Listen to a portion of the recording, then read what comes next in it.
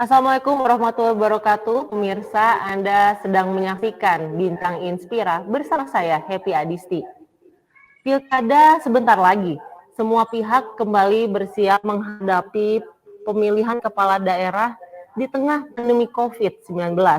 Namun keputusan telah diambil, Pilkada 2020 dipastikan akan tetap berjalan. Tentu dengan mengoptimalkan protokol kesehatan pencegahan COVID-19. Penyelenggaraan pilkada di tengah pandemi lalu membuat perhelatan tersebut bertambah jenis kerawanannya. Ini bisa dilihat dari temuan Indeks Kerawanan Pemilihan atau IKP yang dipublikasikan pada Februari lalu dan juga update IKP setelah wabah yang dirilis Juni 2020. Pada IKP yang dirilis di awal tahapan pilkada, ada dua isu yang cukup menonjol dalam menyumbang kerawanan pilkada, yakni netralitas aparatur sipil negara atau ASN dan politik uang. Sudah hadir bersama kita pakar komunikasi politik Bapak Nyarwi Ahmad yang akan berbincang bersama kita hari ini seputar pilkada dan juga COVID-19. Selamat siang Pak Nyarwi. Siang Pak Epi. Pak, terima kasih sudah meluangkan waktunya bersama Bincang Inspira. Pak Nyarwi, sebentar lagi pilkada akan digelar. Pilkada 2020 di tengah pandemi COVID-19. Mana yang sebaiknya lebih diutamakan, politik ataukah menjaga kesehatan? Pertama begini, tugas pemerintah itu kan sesuai konstitusi kita kan jelas ya. Di pembukaan kita itu kan melindungi segenap bangsa Indonesia kan gitu. Nah, artinya apa? Di situ ada mandat ya, mandat dari pengelola kekuasaan pemerintahan dan negara bahwa melindungi, artinya di sana ada keselamatan, unsur keselamatan masyarakat itu poin penting yang tidak bisa diabaikan ya. Itu sudah mandat di dalam konstitusi kita. Bahwa dalam demokrasi kita perlu menyelenggarakan demokrasi itu wajib juga karena kita sudah sesuai dengan apa yang diputuskan kan dalam regulasi kita. Karena itu sebenarnya ini pilihan yang tidak bisa dipilih salah satu, tetapi bahwa ada hal yang mendasar di sana juga keselamatan masyarakat. Yang paling penting menurut saya itu trade off ya. Artinya begini, bahwa pilkada tetap dilakukan ya atau diselenggarakan, tetapi tentu saja jaminan atas kesehatan, keselamatan masyarakat itu harus tetap dikedepankan. Dengan cara apa? Tentu di sini ada prosedur-prosedur yang harus dibuat untuk menjaga itu semua. Ya, ada tahapan-tahapan yang harus disiapkan. Saya kira saya dengar juga KPU sudah membuat juga kan, sedang menyusun ya standar atau SOP seperti apa yang dibutuhkan kan gitu. Nah, ini saya kira juga bahwa keselamatan masyarakat selama pandemi itu masih tetap harus dikedepankan. Tapi sisi lain bahwa penyelenggaraan pilkada sebagai sebuah kebutuhan dalam demokrasi kita memang juga perlu terus berlangsung ya, karena ini kalau misalnya terjadi penundaan berkali-kali kan bisa memunculkan kritik, distrust, atau mungkin asumsi-asumsi apa saja yang bisa berkembang di masyarakat, yang itu saya kira bisa menjadi isu tersendiri nantinya. Baik, lalu dari sudut pandang seorang pakar komunikasi politik, melihat situasi politik yang saat ini sedang terjadi, seperti apa Pak Nyarwi? Ya, ini kan politik di masa pandemi ini cukup kompleks menurut saya. Ada hal yang baru yang berubah dan perubahannya banyak sekali. Ya, bukan hanya di kalangan politisi dan para penyelenggara negara di dalam keseharian, di dalam mengelola tanggung jawabnya ya, di dalam tugas-tugasnya ya, di posisinya masing-masing, tetapi juga masyarakat ya, karena ada regulasi-regulasi atau protokol yang diterapkan. Jadi mobilitas paling menonjol adalah mobilitas baik elit maupun masyarakat kan kian terbatas, tidak seperti era dulu ya. Artinya mobilitas paling contoh ya, mobilitas antar wilayah itu yang paling menonjol. Bahkan tidak hanya antar wilayah, antar kampung kan. Dulu ada istilah beberapa kalau kita simak kan salah paham tentang lockdown kan kadangkala menjadikan sebuah kampung tidak bisa dilalui atau dimasuki misalnya. Nah, itu kan tidak kita jumpai di era-era seperti biasa. Nah, mobilitas elit yang berubah, ya, kemudian mobilitas masyarakat yang berubah, ini diiringi dengan pola komunikasi yang berubah juga, di mana kecenderungan atau kebutuhan pada penggunaan media online apapun bentuknya itu kan makin meningkat, ya kan? Nah, saya kira politik kita juga bergeser luar biasa dengan dua hal itu. Belum lagi misalnya ada batasan-batasan yang harus atau yang pada akhirnya diterapkan oleh pemerintah, dan batasan-batasan itu dalam kadar tertentu kan juga dianggap mengurangi kebebasan dalam berdemokrasi. Nah, di sini juga saya kira apa namanya ada hal yang berbeda dibandingkan dengan pada masa-masa sebelumnya.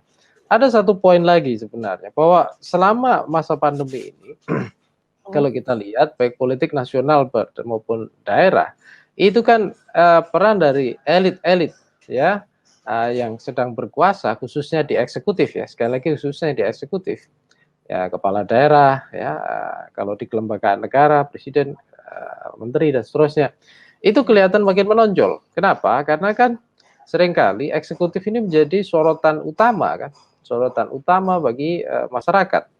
Masyarakat akan lihat kan apa sebenarnya yang sedang dilakukan oleh eksekutif kita kan gitu. Nah, itu belum lagi bahwa kultur masyarakat kita kalau melihat negara atau pemerintahan itu ya cenderungnya ke eksekutif, bukan legislatif atau bahkan bukan partai politik, ya. Iya. Ini sangat yang menduduki atau yang ada di posisi jabatan eksekutif sangat diuntungkan sebenarnya, dapat poin tersendiri di masa pandemi karena dia bisa menunjukkan kinerjanya atau permainan campaign dia itu lebih mudah di atas kertas, ya, bahwa paling tidak visibilitas dia makin meningkat, ya, seperti itu. Nah, ini cuma bagaimana masing-masing bisa mengelola peluang itu. Nah, kalau non incumbent, ya ini kan tentu incumbent yang diuntungkan kalau dia nyalon lagi kan. Nah, yang kemudian bukan yang tidak ada di jabatan eksekutif atau mungkin tidak punya jabatan di legislatif bahkan, ya, kadangkala ini menyulitkan juga bagi mereka selain mobilitas yang terbatas, kecuali masyarakat di daerah tersebut itu menginginkan perubahan, ya, sebagian besar maksudnya. Nah, itu baru peluangnya mungkin meningkat. Tapi kalau selagi bahwa mereka tidak ada itu, ya yang diuntungkan tentu yang ada di eksekutif, saya kira, ya, seperti itu.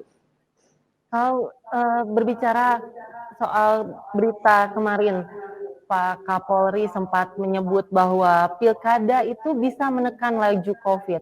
Bagaimana seorang Pak Nyarwi melihat hal ini nih, Pak?